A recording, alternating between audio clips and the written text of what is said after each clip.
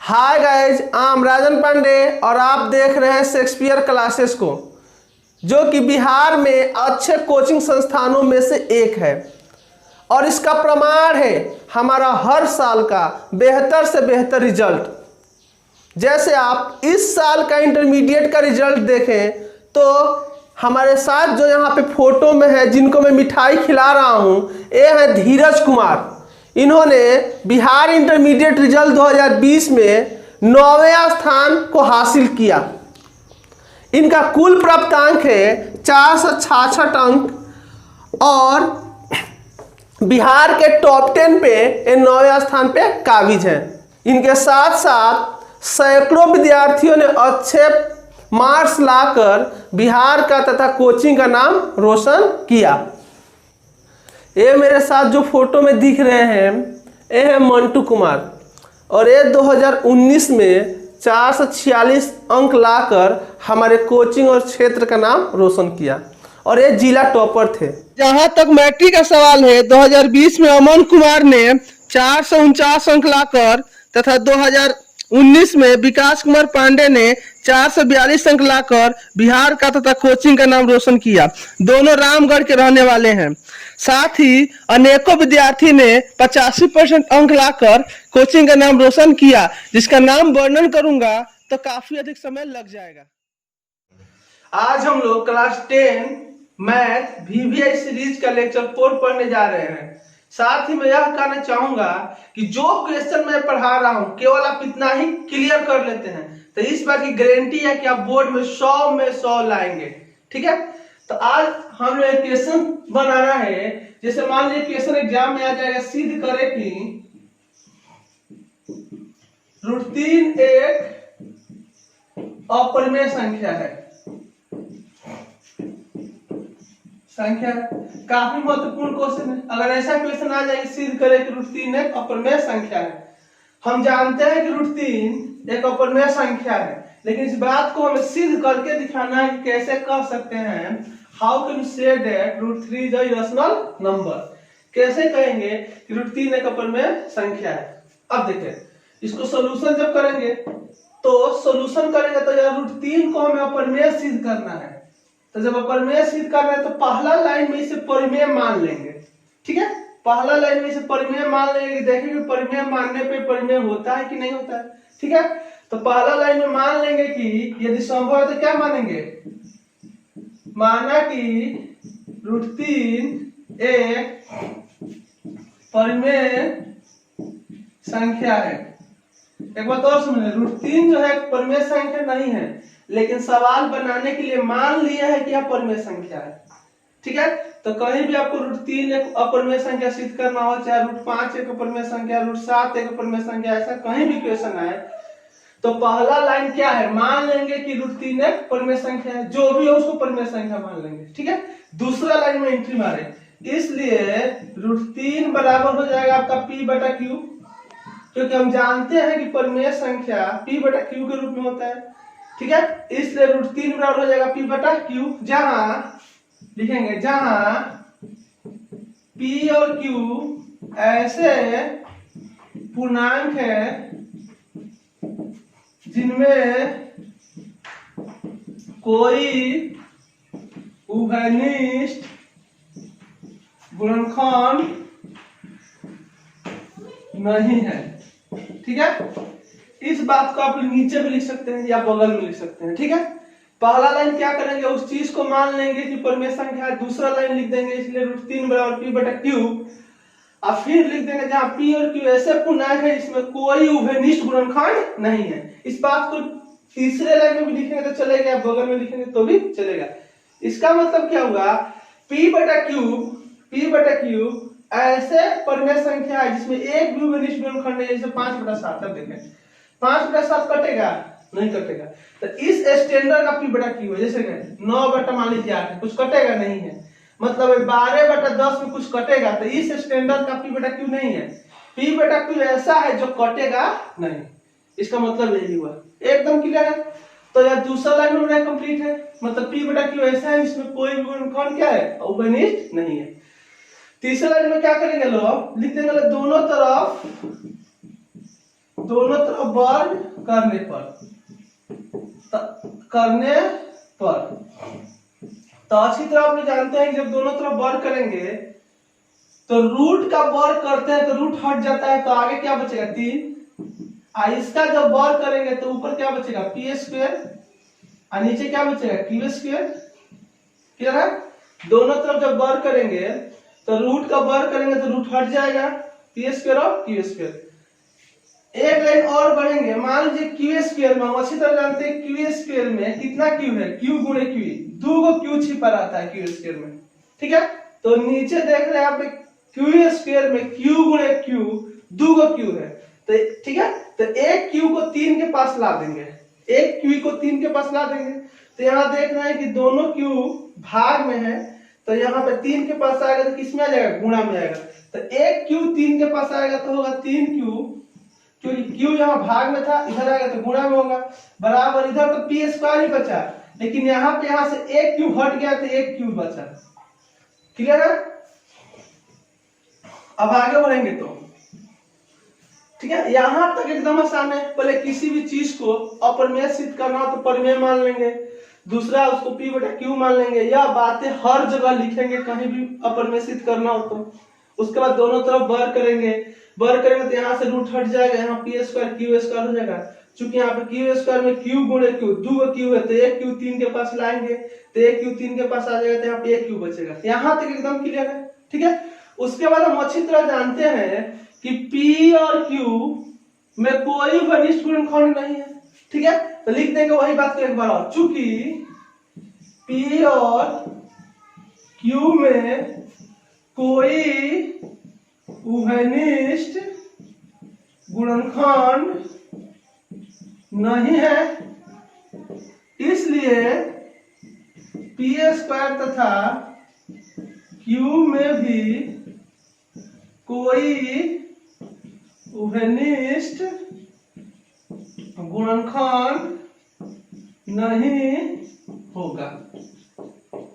अब मान ले जैसे 5/7, ठीक है, 5/7 में कोई उभयनिष्ठ गुणनखंड नहीं है, मतलब नहीं कटेगा, तो अगर ऊपर हम कर दे 5 गुणे 5/7 तो इसमें कोई उभयनिष्ठ गुणनखंड होगा? नहीं होगा। तो यह बात हम पहले से जानते हैं कि P और Q में कोई उभयनिष्ठ गुणनखंड नहीं है, तो इसलिए पी स्क्वायर और क्यू में भी कोई घनिष्ठ गुणनखंड नहीं होगा। ऊपर का अगर स्क्वायर भी कर देंगे तो ये कटेगा नहीं, क्यूब भी कर देंगे तो कटेगा नहीं। ठीक है, तो अगला लाइन में इस बात को जरूर लिखेंगे। तो अब क्या सिद्ध हो गया, जब इसमें घनिष्ठ गुणनखंड नहीं है, ठीक है, तो अगर घनिष्ठ गुणनखंड नहीं हो तो उसे भिन्न भी बोलते हैं। क्या बोलते हैं? भिन्न भी बोलते हैं। क्या बोलते हैं? भिन्न। ठीक है, तो चूंकि पी स्क्वायर और क्यू में कोई घनिष्ठ गुणनखंड नहीं है, इसलिए पी और क्यू में कोई घनिष्ठ गुणनखंड नहीं, इसलिए पी स्क्वायर और क्यू में भी कोई घनिष्ठ गुणनखंड नहीं होगा। अतः पी स्क्वायर बाई क्यू एक भिन्न होगा, क्योंकि भिन्न का डिफिनीशन कहता है कि पी बटा क्यू के रूप में हो, कोई घनिष्ठ गुणनखंड नहीं हो। ठीक है, तो भिन्न के लिए कुछ कटना नहीं चाहिए साथ में, इसको हम लोग परिमेय संख्या भी बोलते हैं, लेकिन परिमेय संख्या में कटने वाला भी हो सकता है। इक्वल बातों को आप लोग क्या रखेंगे, ध्यान रखेंगे। शॉर्ट में आपको बस एक ही तरीका से टोटल अपरिमेय संख्या सिद्ध होता है। पहला लाइन मान लेंगे कि परिमेय संख्या, दूसरा लाइन में पी बटा क्यू मान के हर जगह याद कर लेंगे, तीसरा लाइन में वर्ग करेंगे।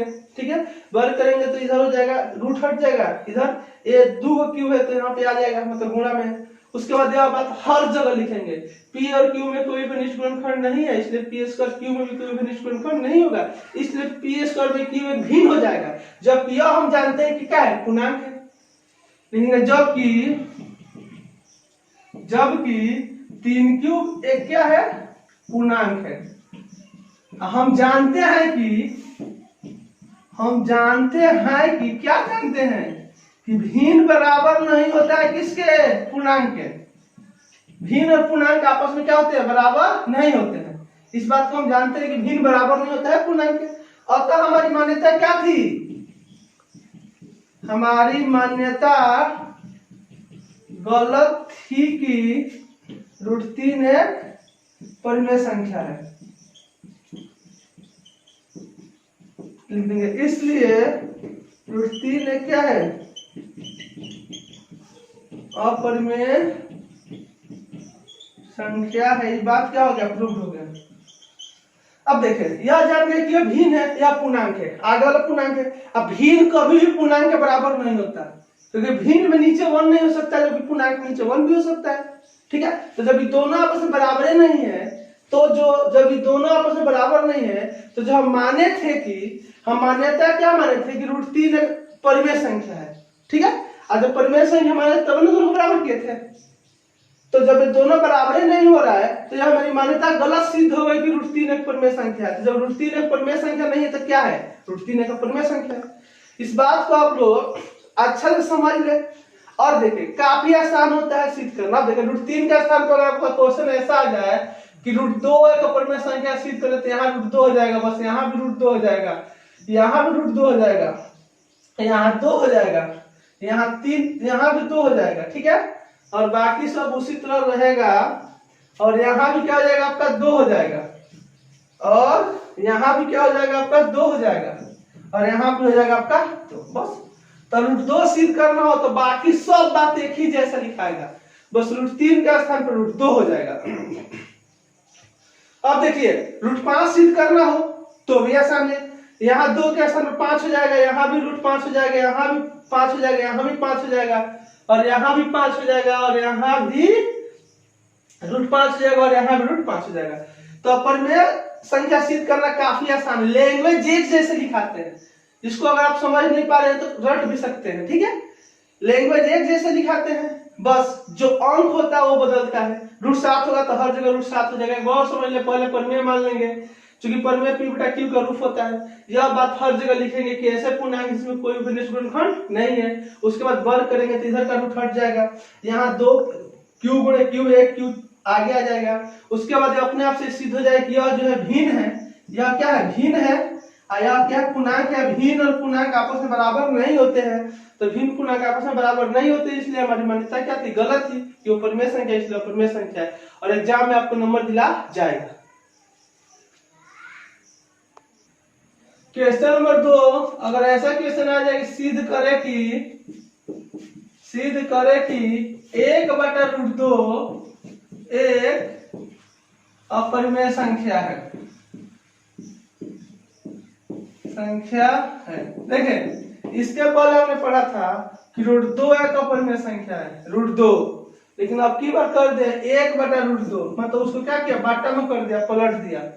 पहला था केवल √2, लेकिन अब कर दिया 1/√2। ठीक है, तो बाटा में अगर हो तो उसे कैसे सिद्ध करेंगे, अब यह हम सीखने जा रहे हैं। बस वैसा ही सिद्ध होगा, थोड़ा सा अलग हटके होगा। ठीक है, बट्टा में होगा तो कैसे सिद्ध करेंगे? तो पहला सॉल्यूशन करेंगे, तो पहला रूल वही है, मानेंगे कि 1/√2 कौन संख्या है? एक परिमेय संख्या है। बस सब रूल यही एक जैसा एकदम सिद्ध होगा। पहला लाइन कहीं भी कोई भी चीज परिमेय सिद्ध करना हो तो पहला लाइन वही मानेंगे कि वो परिमेय है। तो पहला लाइन मान लिए कि 1/√2 एक परिमेय संख्या, पहला लाइन क्लियर है। इसलिए दूसरा लाइन भी सेम है, 1/√2 बराबर क्या होगा? p/q, और यह भी सेम है, जहां p और q ऐसे पूर्णांक है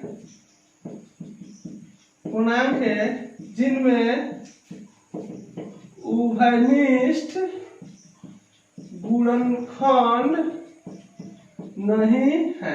देखिए, अब तक आपने केवल रट के बना लिया। पहला लाइन वही परिमेय मानना है, दूसरा लाइन सेम p/q मानना है, तीसरा लाइन वही लिखना है, मैंने हूबहू एक जैसा लिखना है। बस चौथा लाइन में इसमें क्या करना है कि उसमें जब √2 था केवल तो दोनों तरफ वर्ग किए, लेकिन अगर 1/√2 हो, अगर बाटा में हो तो वर्ग नहीं करेंगे, हर का प्रमेयकरण करेंगे। क्या करेंगे? हर का प्रमेयकरण करेंगे यहाँ पे। ठीक है, याद रखिए, दोनों तरफ वर्ग नहीं करेंगे, हर का प्रमेयकरण करेंगे। तो हर का प्रमेयकरण करेंगे तो क्या होगा? देखें, 1/√2 तो है बराबर p/q है। हर का प्रमेयकरण कैसे करते हैं? ठीक है, जैसे यहाँ पे √2 है, 1/√2 है, तो नीचे भी √2 से गुणा कर देंगे और ऊपर भी √2 से गुणा कर देंगे। ये ना करते हैं हम लोग। हर का प्रमेयकरण कैसे करते हैं?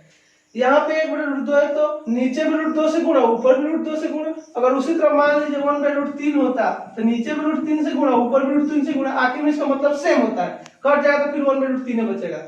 ठीक है, केवल सवाल को इजी करने के लिए हर का प्रमेयकरण करते हैं। उसी तरह मान लें कि 1/5 होता तो नीचे भी √5 से गुणा कर देते, ऊपर भी √5 से गुणा कर देते। ठीक है, तो इसी को बोलते हैं हम हर का प्रमेयकरण। तो हर का प्रमेयकरण कब करते हैं हम लोग, जब नीचे रूट वाला रहता है तो नीचे से रूट को हटाने के लिए हर का प्रमेयकरण करते हैं।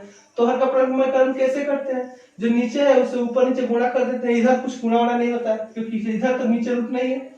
आगे बढ़ेंगे, आगे करें तो ऊपर हो जाएगा √2 और नीचे √2 में गुणा करने पर जाता है 2, √3 गुणे √3 बराबर हो जाता है 3, √5 गुणे √5 बराबर हो जाता है 5। ठीक है, मतलब रूट में एक ही जैसा दो चीजों का गुणा किए तो रूट हट जाता है। तो ऊपर तो आप कहोगे √2, यहाँ पे √2 में गुणा तो रूट हट गया तो बटा 2 और हो गया p/q। अब बस एक लाइन और यहाँ पे बढ़ जाना, आपको रूट को इधर छोड़ देना है, रूट को आगे ही छोड़ देना है और जो बाटा में है उसको पीछे ला देना है। ठीक है, तो रूट को जब यहीं पे छोड़ेंगे तो बच जाएगा √2 और जो बाटा में 2 है उसको RHS में लाएंगे तो यहाँ पे बाटा में है मतलब भाग में, इधर आएगा तो किसमें आएगा, गुणा में आएगा। तो गुणा किसके साथ होगा, p के साथ, तो क्या होगा 2p बटा क्या हो जाएगा q। एक और समझ ले, हर का प्रमेयकरण करेंगे तो रूट से रूट में गुणा होगा, नीचे से रूट हट जाएगा। अब आगे केवल रूट वाला को छोड़ के जो भी यहाँ पे नीचे रहेगा पीछे ला देंगे, तो यहाँ नीचे भाग में तो पीछे आएगा तो गुणा में हो जाएगा। तो गुणा किसके साथ होगा, p के साथ, तो 2 यहाँ से हट गया, तो हट गया तो यहाँ p के साथ गुणा होगा तो क्या होगा 2p बटा क्या होगा q हो गया। अब बस यहाँ पे थोड़ा लिखना सीखना है आप लोग को, यहाँ तक क्लियर है।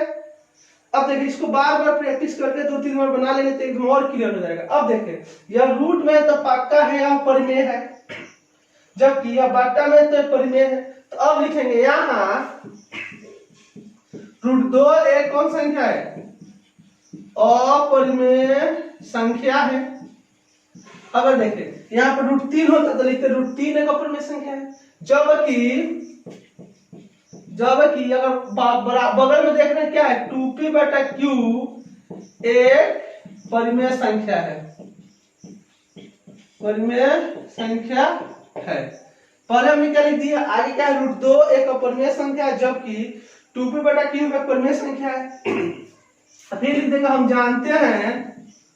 जानते हैं कि परिमेय संख्या चाहे अपरिमेय संख्या बराबर नहीं होता है किसके संख्या के, परिमेय संख्या के। परिमेय संख्या के कोई भी अपरिमेय संख्या जो होता है परिमेय संख्या के बराबर नहीं होता है। ठीक है, तो जब बराबर नहीं होता है इसलिए हमारी क्या गलत थी, इसलिए हमारी मान्यता गलत थी कि 1/√2 एक परिमेय संख्या है। इसलिए जब हम 1/√2 को परिमेय संख्या माने थे हमारी मान्यता क्या थी, गलत थी। ठीक है, अतः क्या है, अतः 1/√2 एक परिमेय संख्या है। मैं तो यह कहूंगा कि लैंग्वेज को आप रट जाए, इस लैंग्वेज को आप लोग क्या करें, रट जाए। ठीक है, इसलिए 1/√2 एक अपरिमेय संख्या, देखिए परिमेय नहीं क्या है, अपरिमेय संख्या है। हमारी मान्यता गलत थी कि 1/√2 एक परिमेय संख्या है। ठीक है, तो परिमेय संख्या नहीं है अगर तो कौन संख्या है, एक अपरिमेय संख्या है। साथ में यह कहना चाह रहा हूं कि आप रट जाए, क्यों, अब देखें अगर इसी को 1/√3 सिद्ध करना होता है, यहाँ पे हो जाएगा √3, यहाँ भी हो जाएगा √3, यहाँ भी हो जाएगा √3 और यहाँ भी √3, यहाँ भी √3, यहाँ भी √3, यहाँ भी √3, यहाँ भी 3 और यहाँ भी √3 और यहाँ भी 3 और बाकी यहाँ भी √3 और यहाँ भी 3 और कहाँ है 3, यहाँ भी 3 और यहाँ भी 3। अब देखें √3 हो तो हर जगह 3 हो जाएगा। मतलब शॉर्ट में मैं यह कहना चाहता हूँ कि लैंग्वेज सेम है, खाली जो संख्या वो बदलेंगे। उसी तरह √5 होगा तो हर जगह √5 हो जाएगा। तो मैं यह कहना चाहता हूँ कि अगर समझ में आ रहा है तो ठीक है, नहीं तो लैंग्वेज को रट जाए। क्या है लैंग्वेज, काफी आसान है। पहला लाइन उसे परिमेय मानना है, दूसरा लाइन p बटा q मानना है। इसको याद कर जाए, p और q ऐसे पूर्णांक है जिसमें कोई भी निष्पन्न खंड नहीं है, मतलब सभाज्य पूर्णांक है। उसके बाद से अगर बाटा में रूट है तो हर का प्रमेयकरण करना है, हर का प्रमेयकरण करेंगे नीचे से रूट हट जाएगा। अब जो भी नीचे है यहाँ पे p के साथ गुणा में हो जाएगा, और जब गुणा में हो जाएगा तो अपने आप से यह क्या सिद्ध हो जाएगा कि यह एक अपरिमेय संख्या है, जबकि इधर वाला क्या है, परिमेय है। और हम जानते हैं परिमेय और अपरिमेय बराबर नहीं होते हैं, इसलिए हमारी मान्यता गलत थी कि 1/√3 एक परिमेय संख्या है। जैसे परिमेय संख्या के साथ मान्यता गलत थी, इसलिए 1/√3 एक परिमेय संख्या सिद्ध हो गया। जैसे क्वेश्चन आ जाए आपका कि सिद्ध करे कि 6 + √5 एक अपरिमेय संख्या है। अब थोड़ा सा आप देखें, शुरू में हमने केवल √2 एक अपरिमेय संख्या सिद्ध किया, तो इसका बनाने में थोड़ा सा चेंजिंग हुआ, और उसके बाद 1/√2 हमने क्या किया, सिद्ध किया, तो इसमें भी थोड़ा सा चेंजिंग हुआ। सबका लेंगे सेम, थोड़ा थोड़ा चेंजिंग होता है, ठीक है। तो √2 सिद्ध कर दिए, बट्टा वाला सिद्ध कर दिए। अब हम ऐसे अपरिमेय संख्या सिद्ध करेंगे जो जोड़ घटाव या गुणा भाग में जुड़े हो, जैसे 5 + √3। देखा तो जोड़ में जुड़ा है, जैसे मान लीजिए 5 - √3 घटाव में जुड़ा है, 5 × √3 गुणा में जुड़ा है, √3/5 भाग में जुड़ा है, ठीक है। तो अब तक हमने जो दो अपरिमेय संख्या सिद्ध किया, एक डायरेक्ट रूट वाला सिद्ध किया, एक बट्टा वाला सिद्ध किया। अब हम लोग सिद्ध करेंगे जोड़ घटाव गुणा भाग वाला, उसके बाद से अपरिमेय संख्या सिद्ध करना क्या हो जाएगा, खत्म हो जाएगा, ठीक है। तो अब जोड़ घटाव गुणा भाग वाला सिद्ध करेंगे। तो जैसे इसमें क्या है, जोड़ में है, तो इसको कैसे बनाएंगे, तो पहला लाइन, दूसरा लाइन, तीसरा लाइन, चौथा लाइन तक तो सेम ही है, ठीक है। तो जब सॉल्यूशन करेंगे तो मान लेंगे कि पहले माना कि 6 + √5 एक परिमेय संख्या है। पहला लाइन तो हर जगह सेम है, पहला लाइन में तो हम परिमेय ही मानेंगे, ठीक है। पहला लाइन मान लिया 6 + √5 एक परिमेय संख्या है। जब परिमेय संख्या है, इसलिए दूसरा लाइन भी सेम है, 6 + √5 बराबर क्या होगा, p/q। तीसरा लाइन भी सेम है, ये भी सेम लिखना है, जहां p और q ऐसे पूर्णांक हैं जिनमें उभयनिष्ठ गुणनखंड नहीं है। देखा तो एकदम इस 3 लाइन को रट जाए, पहला लाइन सेम, दूसरा लाइन सेम, तीसरा लाइन सेम। अब देखें चौथा लाइन में अगर केवल √2 रहा करता था, अभी मैंने तुरंत पढ़ाया, तो हमने दोनों तरफ वर्ग किया, इसलिए यही बस चौथा लाइन याद रखना है आप लोगों को। अगर 1/√2 रहा करता था तो हर का प्रमेयकरण किए, लेकिन अगर जोड़ घटाव गुणा भाग में हो तो बस एक ही रूल है, आगे LHS में रूट वाला को छोड़ के, केवल आगे रूट वाला को छोड़ देंगे, बाकी को उड़ा के लेके पीछे चले जाएंगे, ठीक है। क्या रहेगा इसके लिए, जोड़ घटाव गुणा भाग में जुड़ा हो तो उसका क्या रूल है कि आगे केवल रूट वाला को छोड़ देंगे, बाकी को उड़ा के लेके उधर चले जाएंगे। अब देखें, मान लीजिए कि ये अगले और आगे बढ़ेंगे, तो हमको केवल आगे रूट वाला को छोड़ना है, बाकी को उड़ा के पीछे जाना है, तो यहाँ पर √5 जो है आगे रह जाएगा, अब बराबर में क्या p/q है, केवल √5 आगे रह जाएगा, अब बाकी उड़ के पीछे जाएगा, तो यहाँ पे प्लस में 6 तो हो जाएगा, तो माइनस में 6 हो, कुछ नहीं तो बट्टा में तो 1 छिपा रहता है ना। केवल क्या बोले, केवल रूट वाला को आगे छोड़ के बाकी को लेके पीछे चले जाएंगे, तो p/q है, और देख रहे हैं प्लस में 6 है, पीछे जाएगा तो क्या होगा, माइनस में 6 हो जाएगा, या आगे बढ़ेंगे तो क्या होगा, √5 बराबर, हम जानते हैं q का 1 का एलसीएम होगा q का 1 का एलसीएम क्या होगा, q से q कैंसिल, क्या बचेगा p - 1 से q में भागे q वर्ग में गुणा करने क्या होगा 6q, क्लियर है। अरे प्लस में 6 है, पीछे जाएगा तो माइनस में, बट्टा में 1 छिपा रहता है, बट्टा में 1 इसलिए देखिए इसका बट्टा का जोड़ बनाना है। अब q का 1 का लघुत्तम होगा आपका q, आपको जोड़ घटाव है, यहां तक लिख देना है, ठीक है। अब फिर यहां तक लिखने के बाद काफी आसान है। अब हम जानते हैं कि √5 क्या है, अपरिमेय संख्या है, लेकिन अब हम जानते हैं कि √5 एक कौन संख्या है, अपरिमेय संख्या है, जबकि हम जान गए कि √5 एक अपरिमेय संख्या, जबकि p - 6q/q एक परिमेय संख्या है। देखो सब एक जैसा बन रहा है, बस 1-2 लाइन चेंजिंग हो रहा है, तो बस अब उसको क्या करें, अच्छा से देख ले, याद हो जाएगा। क्या है, √5 क्या है, अपरिमेय संख्या है, जबकि यह क्या है, परिमेय संख्या है। और हम ये भी जानते हैं कि क्या चीज, अपरिमेय संख्या किसके बराबर नहीं होता, अब अपरिमेय संख्या बराबर नहीं होता है किसके, परिमेय संख्या के, क्लियर है, ठीक है। हम जानते हैं कि आप √5 क्या है, अपरिमेय संख्या है, जबकि आप परिमेय संख्या है, और हम ये भी जानते हैं क्या चीज, कि परिमेय संख्या बराबर नहीं होता अपरिमेय संख्या के। अतः हमारी मान्यता क्या थी,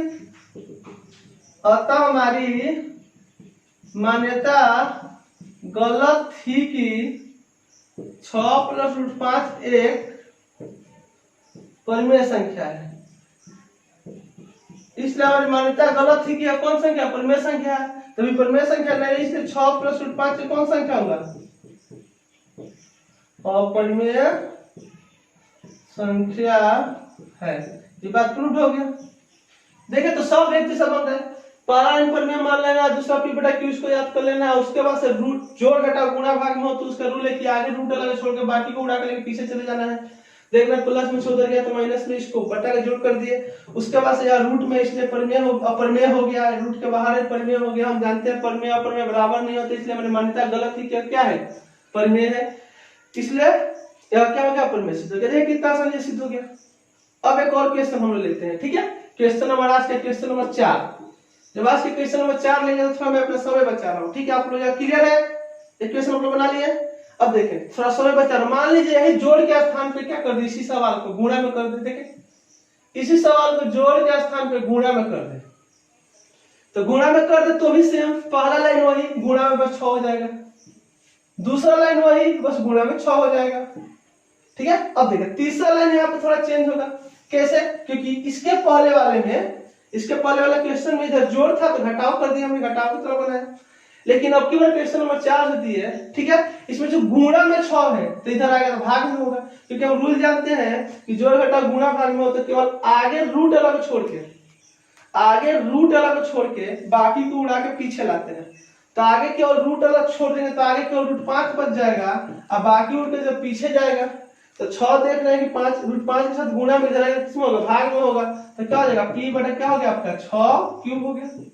अब फिर वही बात यहाँ पे √5 से क्या है, अपरिमेय संख्या है, जबकि देखे तो क्या है, p/6³ क्या है, परिमेय संख्या है। और हम जानते हैं कि परिमेय संख्या बराबर नहीं है, इसलिए 6√5 क्या है, परिमेय संख्या की हमारी मान्यता गलत थी, इसलिए 6√5 परिमेय संख्या है। देखिए कितना आसान है, सबका लैंग्वेज एक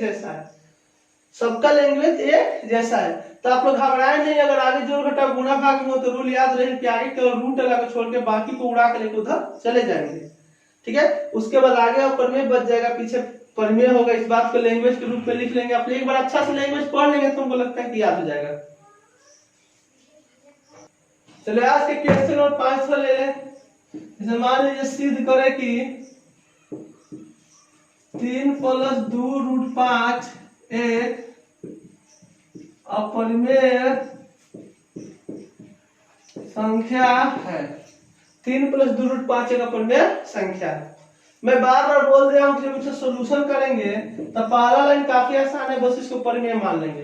पहला लाइन हमने मान लिया कि 3 + 2√5 एक परिमेय संख्या है। पहला लाइन तो काफी आसान है कि जो अपरिमेय सिद्ध करना उसे परिमेय मान लेंगे। दूसरा लाइन भी काफी आसान है, इसलिए 3 + 2√5 बराबर क्या होगा, p/q होगा। तीसरा लाइन भी आसान है, जहां क्या लिख देंगे, सब याद किए हम लोग, p और q ऐसे पूर्णांक हैं जिनमें कोई उभयनिष्ठ गुणनखंड नहीं है। चाहे इतना बड़ा लैंग्वेज लिखने का मन नहीं करते भी लिख सकते हैं। p और q सअभाज्य पूर्णांक है। सअभाज्य जैसे पूर्णांक होते हैं, इसमें कोई भी उभयनिष्ठ गुणनखंड नहीं हो तो भी सही है। पहला लाइन सेम, दूसरा लाइन सेम, तीसरा लाइन सेम, चौथा लाइन भी सेम। हमने पढ़ा दिया कि अगर आगे जोड़ घटाव गुणा भाग में जुड़ा हो तो आगे केवल रूट अलग छोड़ के बाकी को उड़ा के लेके पीछे चले जाएंगे, ठीक है। तो हम देख रहे हैं कि यहाँ पे जोड़ में जुड़ा है, गुणा में जुड़ा है, ठीक है। तो पहले तो जोड़ जाएगा आगे से, तो जोड़ में यहाँ पे 3 है, पीछे जाएगा तो क्या हो जाएगा, घटाव में हो जाएगा तो क्या होगा 2√5। तो 2√5 बराबर p/q तो पीछे है, और देख रहे हैं कि +3 उधर गया तो क्या होगा -3, कुछ नहीं तो बटन में छिपा रहता है ना। क्या है, हम जानते हैं कि अगर आगे जोड़ घटाव गुणा भाग में जुड़ा हो तो आगे केवल रूट अलग छोड़ के बाकी को लेके पीछे चले जाएंगे। तो उस प्रोसेस के अनुसार पहले +3 तक पीछे गया तो क्या हो गया, -3 हो गया, कुछ नहीं तो बटन में छिपा रहता है। अब देखें 2√5 बराबर बटन में छिपा रहता है, 3 प्लस में था उधर गया तो माइनस में हो गया, -3। बटन में हमने इसलिए दिया क्योंकि इसका एलसीएम निकालना चाहिए। आप लोग को देखना क्या हो जाए, आसान हो जाए, आपको समझना आसान हो जाए। बस Q1 का एलसीएम क्या होगा, Q क्यू से Q cancel, p minus okay 1 से क्यू में क्यू बार में क्या होगा 3 क्यू, इसका बटा के जोड़ कर दिए। अरे 1 से क्यू में भाग देंगे तो क्यू बार में कटेगा, देखे तो क्यू में अगर 1 से भाग देंगे तो क्यू बार में कटेगा, और क्यू से 3 में गुणा करेंगे, ऊपर गुणा करते हैं तो क्या हो जाएगा 3 क्यू हो जाएगा। क्लियर है। अब देख रहे हैं कि आगे केवल रूट अलग छोड़ना है, बाकी को उड़ा करके पीछे जाना है, तो फिर 2 गुणा में है, देखे इसको भी तो हटाना है ना।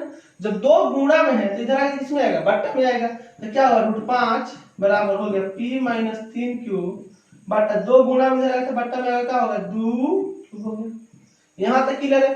अब वही लाइन है, लिख लेंगे आप लोग कि यहाँ √5 क्या है, एक अपरिमेय संख्या है, यहाँ √5 क्या है, एक अपरिमेय संख्या है, जबकि p माइनस 3q बटा 2q क्या है, अपरिमेय संख्या है। हम जानते हैं कि अपरिमेय संख्या बराबर नहीं होता है अपरिमेय संख्या के, अतः हमारी मान्यता क्या थी, गलत थी कि 3 प्लस 2√5 एक कौन संख्या है, अपरिमेय संख्या, इसलिए 3 प्लस 2√5 एक अपरिमेय संख्या है। तो आपने इसके बाद लैंग्वेज तो लिख लेंगे लोग, आराम से लैंग्वेज लिख लेंगे।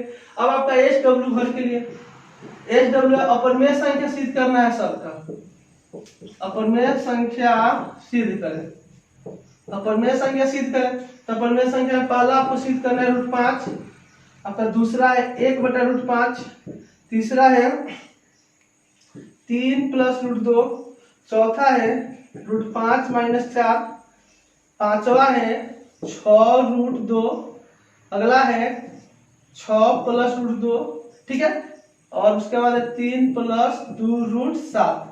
तो यह क्वेश्चन कितने हुए, 1 2 3 4 5 6 7, ये 7 क्वेश्चन है, आप लोग घर पे सिद्ध करेंगे।